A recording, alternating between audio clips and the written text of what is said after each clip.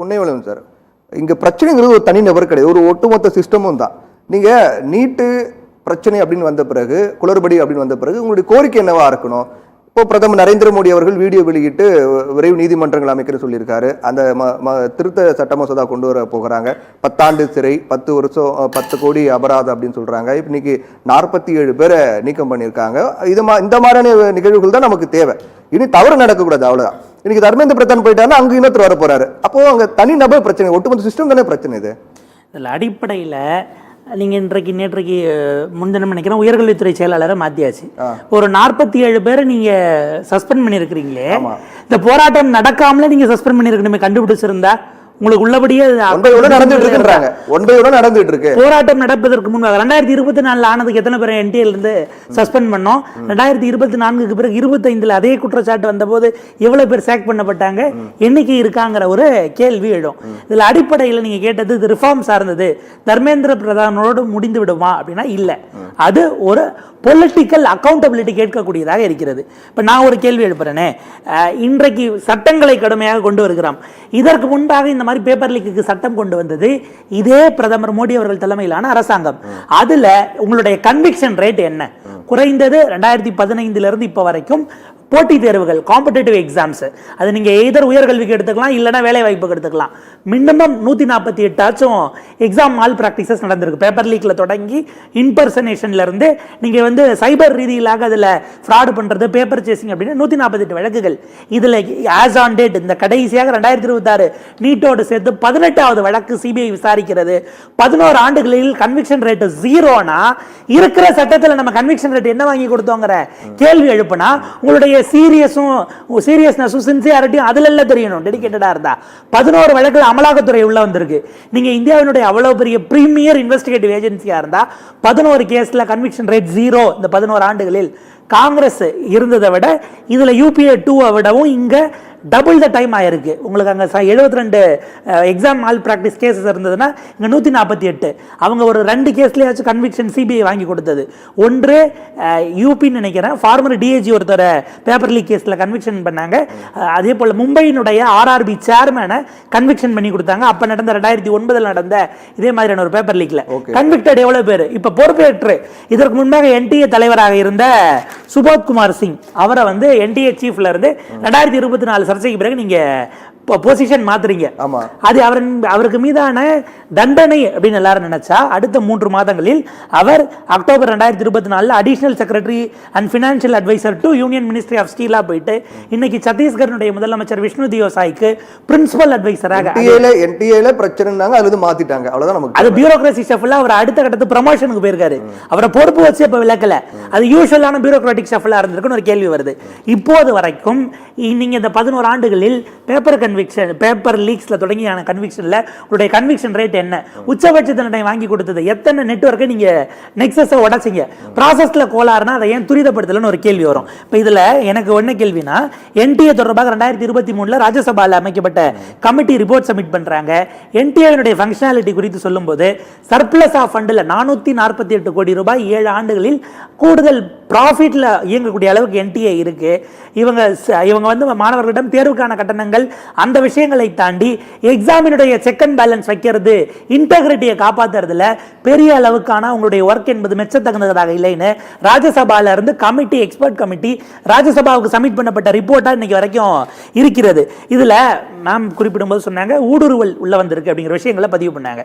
ஊடுருவல் உள்ள வருதுன்னா அப்ப இந்த நீட் பேப்பர் லீக் அது தொடர்பானது கல்வி அமைச்சகம்ங்கிறத தாண்டி ஊடுருவல் உள்ள வருதுன்னா டெல்லியை கட்டுப்பாட்டில் வைத்திருக்கக்கூடிய உள்துறை அமைச்சகமும் அந்த இடத்துல அதில் தோற்று இருக்கிறார்களா என்கிற கேள்வி வரும். எப்ப சோனம் வாங்சுக் அந்த இடத்திலிருந்து அப்புறப்படுத்தப்பட்டாரோ அந்த இடம் அப்போதே டெல்லி காவல்துறையினுடைய கட்டுப்பாட்டுக்குள் கொண்டு வரப்பட்டது. நீங்க அதுக்கு முந்தின நாள் நைட்டே 144 போடுறீங்க, BNSSல 163 நினைக்கிறேன், 144 நீங்க போடுறீங்க. அங்க மற்ற எல்லா விதமான வாகனங்களுடைய விஷயங்களும் நீங்க மொபிலிட்டியை அரெஸ்ட் பண்றீங்க. அது நடக்கக்கூடாதுங்கிறத நோக்கி நகர்த்துறீங்க. அதற்கு பிறகு அங்கே வரக்கூடிய எல்லாரையும் சோதனை பண்ணி நீங்கள் ஆட்டோவெல்லாம் ஏறதால் 1/2 கிலோமீட்டருக்கு அங்கேயே விடுறீங்கன்னா இந்த சொல்லக்கூடிய அந்த டேங்கரில் லாரியில் கல்லை ஏற்றி வந்ததுங்கிறது எப்போ அப்போ உள்ளே வந்துச்சு? சோனம் வாங்சுக் கைதில் இருந்த சோனம் வாங்சுக் அப்புறப்படுத்தப்படுகிறார், பலவந்தமாக அப்புறப்படுத்தப்படுகிறார். கோர்ட் ஆர்டர் நீங்கள் சைட் பண்ணுறீங்க, சரி இப்போ பலம் இல்லாமல் அவரை நீங்கள் அப்புறப்படுத்துறீங்க. அதுக்கு அப்புறமேட்டில் இருந்து அந்த இடம் யார் கட்டுப்பாட்டில் இருந்தது, அப்போ உள்ளே வந்ததுன்னா அது யாருடைய தோல்விங்கிற கேள்வி வரும். இப்போ கேள்வி, இவங்க ஊடுருவல்காரர்கள் வெளியில இருந்து உள்ள வந்தாங்கன்னா மஃப்டியில் போலீஸ் ட்ரெஸ்ல பேட்ச் இல்லாமல் வந்தவங்களும் போலீஸ் ட்ரெஸ்ல இல்லாமல் வந்தவங்களும் பேட்டனை வச்சுக்கிட்டு உள்ள வந்ததை யார் சப்ளை பண்ணா? உங்களுக்கு லத்தியில் ஆணியோ அல்லது புண்ணியவளன் சார், இப்போ இந்த போராட்டம் அப்படிங்கிறது தொடக்கம் தான் அப்படின்னு அந்த போராட்டத்துடைய காக்கூர் ஜனதா பார்ட்டியுடைய தலைவர் சொல்றாரு. அப்படின்னா இந்த மாதிரி ஒரு போராட்டம் எதிர்ப்புன்னு வரும்போது மத்திய அரசு பின்வாங்கிறதும் துறை சார்ந்த அமைச்சர் ராஜினாமா செய்யறது அப்படிங்கிறது அடுத்தடுத்த போராட்டங்கள் வித்திடும் அப்படின்னு நம்ம எடுத்துக்கலாம் இல்லையா? அப்போ நீட்டு குளறுபடி அப்படின்னு வைக்கிறாங்க, நாளைக்கு நீட்டு விலக்கு அப்படின்னு வரும்போதும் இந்த அளவுக்கு ஒரு போராட்டம் மேற்கொண்டு மத்திய அரசு நெருக்கடி கொடுக்கும் இல்லையா? அது இல்லை, அடுத்து 4 வார காலங்களுக்கு பிறகுன்னு ஒரு டைம் எடுக்கிறது. இதை அடுத்து ஃபர்தராக இப்போ இருக்கக்கூடிய அந்த கூட்டத்தை அவங்கள டிஃப்யூஸ் பண்ணி வீடுகளுக்கு அனுப்ப வேண்டும்ங்கிறத நோக்கி தான் அது நகருது. நெகோசியேஷனுக்குள்ளே இறங்கி வந்தது. நீங்கள் எப்படியும் 25வது ஆண்டில் இருக்கிறார் பிரதமர் நரேந்திர மோடி. ஒரு ஆட்சிக்கு தலைவராக எதர் குஜராத் முதலமைச்சரோ இல்லை இந்தியாவினுடைய பிரதமராகவோ 25 இயர்ஸ் ஒரு அரசினுடைய தலைவராக இருக்கார். ஒரு நிமிஷம், இந்த 25 ஆண்டுகளில் ஒட்டுமொத்தமாக அவர் இப்படியான ஒரு பப்ளிக்கு பொது வெளியில் நடந்த போராட்டங்களுக்கு பிறகு கேபினட்டோ அல்லது ஒரு அதிகாரியை மாற்றுறது அப்படிங்கிறது இதுதான் முதல் முறையாக இருக்கும் அவருடைய அரசியல் ட்ராக் ரெக்கார்டில் பார்த்தா. ஆனால் அதை ஏன் செய்கிறாங்க அப்படின்னா இது அடுத்தடுத்த கட்டத்து இப்போ ஒன்றும் இல்லை. அடுத்தது உங்களுக்கு பார்த்தீங்கன்னா ஷம்பு பார்டரில் பஞ்சாப் ஹரியானாலேருந்து விவசாயிகள் வந்து நிற்கிறாங்க. நாளைக்கு அவங்க வந்து அது இந்தியா அமெரிக்கா அந்த இருதரப்பு வர்த்தக ஒப்பந்தத்துக்காக வராங்க. அப்போ அவங்க அதை வந்து வாபஸ் வாங்கணும்னுட்டு அதை கையெழுத்து போட்டவர்னு பார்த்தா ட்ரேட் அண்ட் காமர்ஸ்க்கு பியூஷ் கோயல் இருப்பார், அல்லது இங்கே நீ அக்ரிகல்ச்சர் மினிஸ்டர்னா சிவராஜ் சிங் சௌகான் இருப்பார்.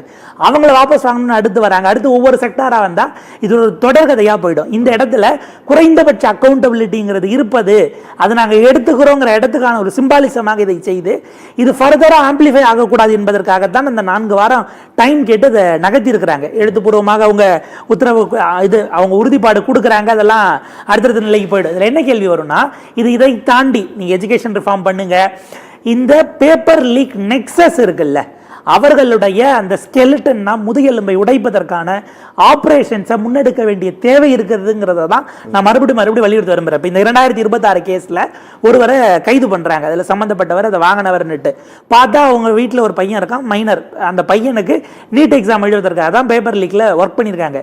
அடுத்து விசாரிச்சு அதே வீட்டில் போன வருஷம் அவங்க பெரியப்பா பொண்ணுங்க 2 பேரும் நீட் பாஸ் பண்ணியிருக்காங்க. அதுக்கு முந்தின வருஷம் இன்னொரு பெரியப்பா பசங்க 2 பேரும். இப்போ இவங்களுடைய ட்ராக் ரெக்கார்டை பார்த்தா கடந்த 3 ஆண்டுகளாகவே 25ல இஷ்யூ வரல. ஆனாலும் அந்த பேட்டர்ன்ல தான் அவங்க பாஸ் பண்ணாங்களாங்கிற கேள்வி வருது. அந்த குடும்பம் மிகப்பெரிய அளவுக்கு இந்தியா முழுக்க பேச பொருளாம இருந்துச்சு. ஒரே குடும்பத்தில் 4 டாக்டர் நீட் கிளியர் பண்ணிட்டாங்கன்னு பேச பொருளானதுக்கு முன்னாடி இப்படி ஒரு நெக்ஸஸ் இருந்திருக்கான்னு கேள்வி. நான் இந்த எக்ஸிஸ்டிங் சிஸ்டம் சார்ந்து எனக்கு எழுப்ப வேண்டிய கேள்வி. 2015ல் ரவி அத்ரி அப்படின்னு ஒருவரை, அப்ப நீட்டுக்கு முன்னாடி ஆல் இந்தியா ப்ரீ மெடிக்கல் டெஸ்ட்லாம் இருந்தது இல்லையா, அந்த காலகட்டத்தில் சம்பந்தப்பட்ட ஒருவர் ஏறத்தாழ 10 மாநிலங்களில் அவர் வந்து இந்த மாதிரி பேப்பர் லீக் செஞ்சிருக்காருன்னு கைதானவர். அவர் அதுக்கு பிறகு இருந்து ப்ரொசீஜரல்ல சிக்கலாகி பெயில வாங்கிட்டு வெளியில வந்து 2024 யூபியில் நடந்த அங்க மாநில அரசுக்கான பேப்பர் லீக்ல அவர் திரும்ப அவருடைய பெயர் அடிபடுகிறது. ராஜீவ் நயன் மிஸ்ரா இது வரைக்கும் 4 வெவ்வேறு பேப்பர் லீக்ல சம்பந்தப்பட்டிருக்கார். 2 மாநிலங்கள். ஒரு மாநிலத்தில் கேஸ்ல சிக்கிறாரு, பெயிலுக்கு போறாரு, 6 மாதங்கள் வரைக்கும் அப்படின்னு ஆகிறது. சார்ஜ் ஷீட் போடப்படல, பெயில வாங்கிட்டு வெளில வந்து பக்கத்து ஸ்டேட்ல அடுத்த பேப்பர் லீக்ல அந்த நெட்வொர்க் செய்யுதுன்னா நீங்க அதனுடைய அடிப்படை கோர் எங்க இருக்கோ அதை போய் கை வச்சு அதை டிஸ்மேண்டில் பண்ணக்கூடிய இடத்துக்கு அந்த பொறுப்பை ஒரு அரசு ஒரு ஆபரேஷனா செஞ்சிருக்க வேண்டாமா? நீதிமன்றங்கள்ல தாமதமாது, அது லெஜிஸ்லேட்டிவ் ப்ரொசீஜர் சிக்கல்லே வச்சுப்போம். இதற்கான பொறுப்பு அரசுக்கு இல்லையாங்கிற கேள்வி வரும். ஹக்கம் சிங் ராவத் அப்படின்னு சொல்லிட்டு பிஜேபியினுடைய ஜில்லா பரிஷத் மெம்பராக இருந்தவர், உத்தரகாண்ட்ல அவர் ஒரு கேஸ்ல இதே போல பேப்பர் லீக்ல ஆகிறாரு. அவருக்கு சொந்தமான ஒரு ரெசார்ட்டை டெமாலிஷ் பண்ணுது அரசாங்கம். ஏன்னா பப்ளிக் சென்டிமெண்ட்ஸும் எதிராக போது இவர் வந்து இந்த பேப்பர் லீக்கின் மூலமாவே கட்டிட்டாரு ஒரு குற்றச்சாட்டு வந்து டெமாலிஷ் பண்றாங்க. அதற்கு பிறகு ப்ரொசீஜர் டிலேல அவர் திரும்ப வெளியில வந்து 2025ல் மறுபடியும் பேப்பர் லீக் புதிய பேப்பர் லீக்ல சிக்கன பிறகு இப்ப கட்சியை விட்டு நீக்கி இருக்கிறார்கள். இதுல என்னன்னா, நீங்க கட்சியை விட்டு நீக்குவதோட கட்சியினுடைய ரோல் முடிஞ்சிடும். அரசாக இருக்கும் பொழுது இந்த நெக்ஸஸ் அதுல என்னன்னா, இதுல அதிக மாநிலங்களில் ஆள்வதனாலேயோ என்னமோ கூடுதலான இடங்கள் இந்த 148 பேப்பர் லீக்ஸ்ல நடந்திருப்பது பாஜக அல்லது என்டிஏவாக அவங்க ஆளக்கூடிய இடமாக இருக்கிறது. உதாரணத்துக்கு அந்த 148ல 99 வழக்குகள் 67% பிஜேபி அல்லது பிஜேபி கூட்டணி, காங்கிரஸ் அல்லது காங்கிரஸ் கூட்டணினா 29 வழக்குகள், மொத்தமா 5ல் 1 பங்கு. காங்கிரசும் பிஜேபியும் அல்லாத அல்லது கூட்டணி அல்லாத மற்ற மாநிலங்கள் எடுத்தா 21 வழக்குகள் 13% இது பிரிஞ்சிருக்கு. இதுல என்ன சிக்கல்னா, இதுல ஏற்கனவே 6 முதல் 7 மாநிலங்களில் கடுமையான சட்டங்கள் ஏற்கனவே இருக்கிறது. தேசிய அளவில் சட்டத்தை நம்ம கொண்டு வந்துட்டோம். இருக்கிற சட்டத்திலே நம்ம கன்விக்ஷன் வாங்கி தர தைரியத்தில் அவங்க அதை பண்றாங்களா, இல்ல தண்டனை கம்மியா தான் இருக்குங்கிறதுல பண்றாங்களாங்கிறது தான் நம்ம கவனிக்க வேண்டியது. இதுல ஒட்டுமொத்தமாக எனக்கு என்னமோ இந்த என்டையர் இந்த பூமாய் வந்த இதை தாண்டி காங்கிரஸ் உள்ள வந்த இடம் இருக்குல்ல. ஐயா சொன்னாங்க ராகுல் காந்தி வந்த பிறகு தானே அவங்க அமைச்சர்களே உள்ள வந்தாங்கன்னு. அமைச்சர் பேச்சுவார்த்தை யார்கிட்ட நடத்தினாங்கன்னு ஒரு கேள்வி இருக்கு. ராகுல் காந்தி இப்ப வரைக்கும் போராடுகிற மாணவர்கள், போராடுகிற இளைஞர்கள், அவர்களுடைய கோரிக்கையை ஜெயிக்க வேண்டும். இளைஞர்கள் எதிர்காலம் கட்சி மட்டும் போராடல, மாணவர்கள் பல்வேறு போராடினார்கள், காங்கிரஸ் போராடினார்கள், அனைத்து கட்சியும் போராடி இருக்காங்க. ஒரே நிமிஷம், பேப்பர்லீக் ஆனதும் காங்கிரஸ் அறிவித்தது. ராகுல் காந்தி இந்தியா முழுக்க பல்வேறு மாநில தலைநகரங்களுக்கு இந்த நீட் விவகாரத்துக்கு நான் போறேன்னாரு. கோட்டாக்கு மட்டும்தான் போனாரு. அதுக்கு அடுத்த 7 நிகழ்வுகள் ஏன் நடத்தல? ராகுல் காந்தி இல்லைன்னா நீங்க நிகழ்ச்சியை கட்சி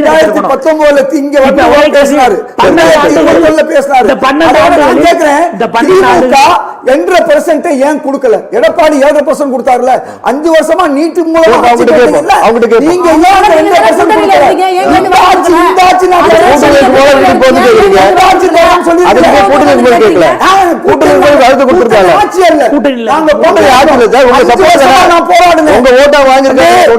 திமுக கூட்டணி தேர்தல் கூட்டணி தான் 5 வருஷமா நான் போராடினேன்.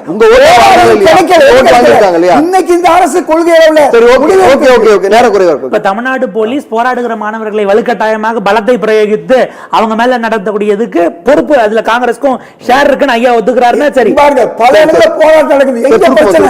ரயில்வே ட்ராக்ல போய் போராட்டம் பண்றேன்னு சொல்றதும், சாலையை மறியல் பண்ணும் போதும் அதைத்தான் அப்புறப்படுத்தி இருக்காங்க. இன்னைக்கு நிர்மல்குமார் அமைச்சர் சொல்லி இல்லையா, ஸ்பேஷன் முகனத்தை ரோட்ல உட்கார்ந்து தர்ணா பண்றாரு. சிபிஎம் மாநிலத்தில் போய் சொல்றாரா? சிபிஎம் மாநில செயலாளர் நேற்று எதற்காக விழுப்புரத்தில் அமர்ந்து ரோட்ல தர்ணா பண்ணாரு. இன்னைக்கு பாதிக்கப்பட்டவர்களை போய் போராட்டத்துக்கு அனுமதிக்கல. ஆட்சியில என்ன நடந்துச்சு? ராஜ்மோகன்